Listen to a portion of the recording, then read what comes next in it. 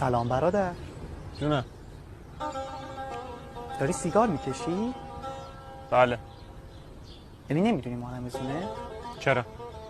مگه شما روزه نیستی؟ مگه شما روزه هستی؟ بله. پس چرا داری گو میخوری؟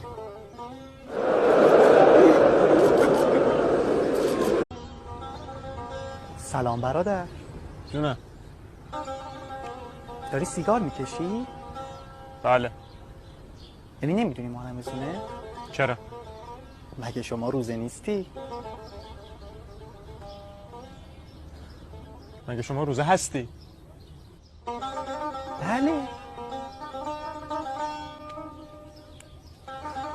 پس چرا داری گو میخوری؟